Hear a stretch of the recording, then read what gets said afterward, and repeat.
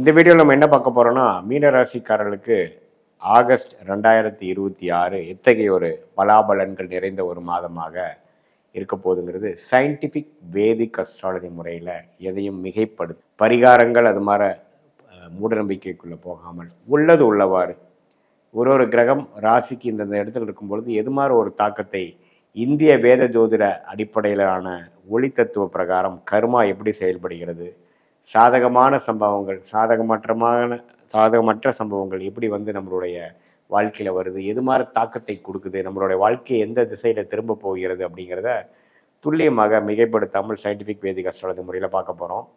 இப்போ பாருங்கள், மீனராசிக்கு ஜென்மசனி போய் கொண்டிருக்கிறதுங்கிறது எல்லாத்துக்கும் தெரியும்.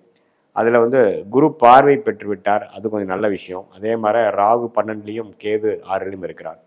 மாத கிரகமாகிய ராஜோகாதிபதி செவ்வாய் 4ஆம் இடத்துலேருந்து 10ஆம் வீட்டை பார்க்குது. தொழிலில் ஜெயிப்பது, தொழிலில் முன்னேற்றம், தொழில் முனைப்பு, வேலை முனைப்பு, வேலையில் கெட்டிக்காரத்தனம், இதெல்லாம் கொடுக்கக்கூடிய அமைப்புகள் இருக்கு. எப்பவுமே ஒரு ராஜோகாதிபதி கிரகம் 10ஆம் இடத்துக்கு சம்மந்தப்படும் பொழுது உத்வேகமாக செயல்படுவோம், நல்லா முயற்சி எடுப்போம், எல்லாமே ஓரளவுக்கு சாதகமாக இருக்கும். ஸோ மாதம் முழுவதும், ஆகஸ்ட் மாதம் முழுவதும் செவ்வாய் 4 இருக்கிறது நல்ல ஒரு அமைப்பு, அதை நீங்கள் தெரிஞ்சுக்கணும். அதுக்கப்புறம் அடுத்தபடியாக வரக்கூடிய 5ஆம் இடம் என்று சொல்லப்படுகிற லட்சுமி ஸ்தானத்தில் சூரியனும் புதனும் சேர்ந்து குருவோட சேர்ந்து இருக்கிறது அற்புதம். ஸோ இதனால நல்ல ஒரு இடம் சார்ந்த விஷயத்துல பாக்கியம். என்னதான் ஜென்மசனி போனாலும் சில பெனிஃபிட்ஸ் வர்றது, ஒரு தொடர்பு மூலமாக டக்குன்னு ஒரு கான்டாக்ட் மூலமாக ஒரு பெனிஃபிட் வர்றது, ஒரு ப்ராஜெக்ட் வர்றது, அது மாதிரி விஷயங்கள்.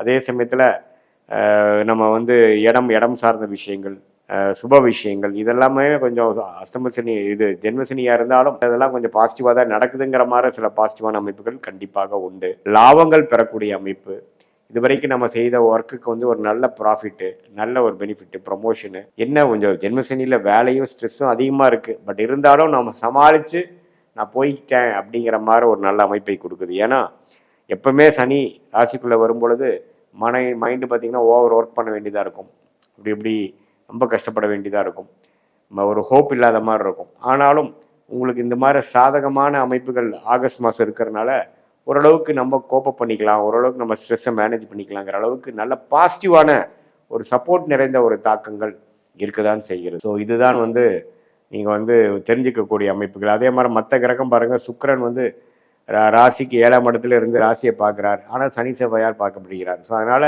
அந்த நட்பு விஷயத்தில், பெண்கள் விஷயத்தில் கொஞ்சம் கேர்ஃபுல்லாக இருக்கணும்.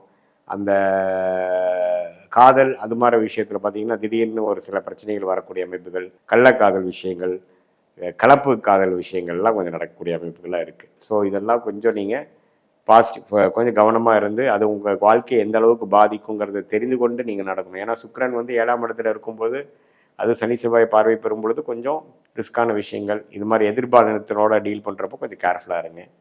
மற்றபடி பார்த்தீங்கன்னா மற்ற கிரக அமைப்பெல்லாம் கொஞ்சம் நல்லா தான் இருக்குது.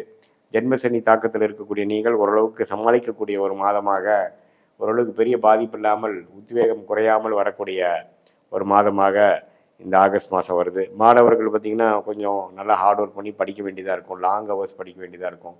அப்பப்போ அவங்க பண்ணுற சில தவறுகளுக்காக திட்டு வாங்குறது, பிரச்சனை ஆகிறது, ஸ்கூலில் கொஞ்சம் பிரச்சனை ஆகுறது, அது மாதிரி விஷயங்கள்லாம் கொஞ்சம் இருக்கும். அதே மாதிரி கொஞ்சம் நடுத்தர வயதினர்கள்லாம் பார்த்திங்கன்னா ஒரு எக்ஸாம் ப்ரிப்பேர் பண்ணுறாங்க, ஒரு ஜாபுக்கு பண்ணுறாங்கன்னா முதல் படியே அது சக்ஸஸ் வராமல் ஒரு 2-3 படி போய் தான் வரக்கூடிய அமைப்புகள் கொஞ்சம் கொடுக்கும். அதே மாதிரி நடுத்தர வயதினர் வியாபாரம் அது மாதிரி இருக்கிறவங்களுக்கும் பார்த்திங்கன்னா ஒரு டைமும் மனக்கலக்கத்தை கொடுக்குற மாதிரி சில விஷயங்கள் தான் அப்புறம் ஓரளவுக்கு பாசிட்டிவாக நடக்கும். அதே மாதிரி மூத்த குடிமகன்கள், சீனியர் சிட்டிசன்ஸ்க்கெலாம் பார்த்திங்கன்னா கொஞ்சம் உடம்பு உபாதைகள் அது மாதிரி விஷயங்கள்லாம் போகிற மாதிரி இருக்கும்.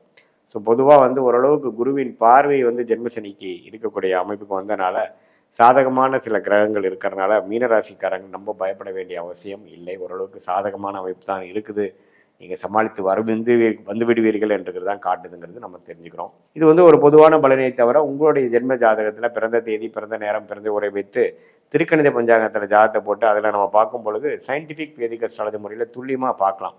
அடுத்து வரக்கூடிய காலம் எப்படி மாற ஒரு வாழ்க்கை இருக்குது, நமக்கு அடுத்த திசை எப்படி திரும்புது, நமக்கு டைரக்ஷன், லைஃப் டைரக்ஷன் எப்படி போகுது, நம்மளோட இன்ட்ரெஸ்ட்டுக்கும் நடக்கக்கூடிய விஷயத்துக்கும் மேட்ச் ஆகுதா, நமக்கு இருக்கக்கூடிய சாய்ஸில் எந்த சாய்ஸ் எடுக்கலாம், எது மாதிரி சாதகமான பலன்கள் நம்ம எதிர்பார்க்கலாம், நம்மளுடைய பிராப்தங்கள் என்ன, நம்ம தோஷங்கள் என்ன, நம்ம யோகமான தொழில் என்ன, யோகமான வேலை என்ன, யோகமான படிப்பு என்ன, எது மாதிரி விஷயத்தில் போகலாம், எப்போ வியாபாரம் பண்ணலாம், எப்போ நம்ம தொழில் அமைக்கலாம், அல்லது வேலையிலேயே இருக்கலாமா, வேலைன்னு எடுத்துட்டோம்னா வெளிநாடா உள்நாடாக இருந்தால் வெளி மாநிலமா அல்லது நம்மளுடைய ஓன் ஊரா, அல்லது பூர்வீகம் உள்ள சொத்துக்கள் எப்போ வரும், அதே சமயத்தில் வேலையில் அரசு வேலையா அல்லது கார்ப்பரேட் லைஃபா ப்ரைவேட் செக்டாரா, இது மாதிரி விஷயங்கள் இருக்குது. இம்போர்ட் எக்ஸ்போர்ட் ரிலேட்டடாக பண்ணலாமா, இது மாதிரி தொடர்புகள் நமக்கு நல்லதாக கொடுக்கும் அப்படிங்கிறது. அப்புறம் ஃபேமிலி, குழந்தைகள், மேரேஜ், அது மாதிரி விஷயங்களும் பார்க்கக்கூடிய எந்த ஒரு கேள்வியாக இருந்தாலும் சயின்டிஃபிக் வேதிக் அஸ்ட்ராலஜி மூலமாக உங்கள் ஜாதகத்தை பிறந்த தேதி, பிறந்த நேரம் வைத்து, பிறந்த உரை வைத்து துல்லியமாக போட்டு டிகிரி அடிப்படையில் பார்த்து அடுத்து வரக்கூடிய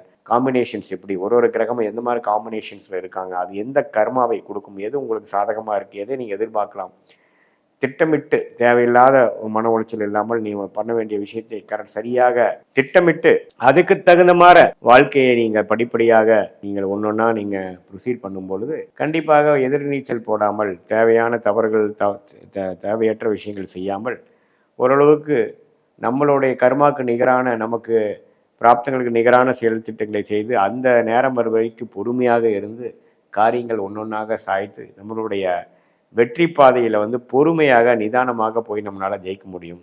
எதிர்நீச்சல் போடாமல் நம்மளுடைய தேவைக்கு இல்லாத சில விஷயங்கள், அதாவது ஒரு தவறும் வாழ்க்கையில் நம்ம செய்யும் பொழுது என்ன ஆகுதுன்னா ஒருவருக்கு நம்ம விலை கொடுக்க வேண்டியதாக இருக்குது. அதாவது அதுக்கு பொருள் விரயமாகுது, சமய விரயமாகுது.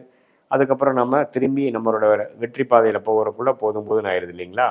ஸோ அதனால நம்மளுடைய டைம் எப்படி இருக்குது, நம்மளுடைய பிராப்தங்கள் என்ன இருக்குன்னு முதலே தெரிந்து அதுக்கு தகுந்த மாதிரி சாய்ஸ் நம்ம போயிட்டோம்னா தேவையற்ற விரயங்கள், தேவையற்ற தவறான முடிவுகளுக்கு அதனால் வரக்கூடிய பாதிப்புகள் எல்லாம் தவிர்த்து வாழ்க்கையில் நம்மளுடைய கர்மா எப்படி இருக்குது, நமக்கு யோகமான ஒரு ரூட் என்ன, சயின்டிஃபிக் வேதிக் அஸ்ட்ராலஜி என்ன சொல்லுது, நம்மளுடைய லக்னம் எப்படி இருக்குது, ராசி எப்படி இருக்குது, தசா புக்தி அந்தர சூக்ஷமங்கள் எப்படி இருக்குது, தசநாதன் புக்திநாதன் இப்போ நம்ம சொன்ன கோச்சார பொது பலனில் எப்படி வருதுங்கிறது ரெண்டையும் சேர்த்து வைத்து ஜகா புக்திகளும் அதே மாதிரி கோச்சார அமைப்புகளும் சேர்த்து வைத்து பார்க்கும் பொழுது இன்னுமே துல்லியமான பலன்கள் நம்ம எடுக்க முடியும். அது மூலமாக நமக்கு கிளாரிட்டி வரும். அது மூலமாக நமக்கு என்ன செய்யணும், எந்த நேரத்தில் செய்யணும், எப்போ இந்த விஷயம் நடக்குங்கிறதுக்கு காத்திருக்கக்கூடிய பொறுமையும் நமக்கு வரும். அதுக்கு தகுந்த மாதிரி வாழ்க்கையை திட்டமிட்டு வாழ்க்கையில் ஒரு படியாக நம்ம செய்யும் பொழுது உடல் நலம் பெற்று நல்ல ஒரு ஆத்ம திருப்தி பெற்று நல்ல வாழ்க்கையில் நம்மளுடைய பொட்டன்ஷியல் என்னவோ அதுக்கு தகுந்த மாதிரி ஒரு வெற்றி பெற்று ரொம்ப அதிக ஆசைப்படாமல் நம்மளுடைய பிராப்தங்களை புரிந்து அதுக்கு தகுந்த மாதிரி வாழும் பொழுது எளிதில் வாழ்க்கையில் வெற்றி பெற முடியும் என்று சொல்ல விரும்புகிறேன். மீண்டும் மற்றொரு காணொளியில் சந்திப்போம். நன்றி, வணக்கம்.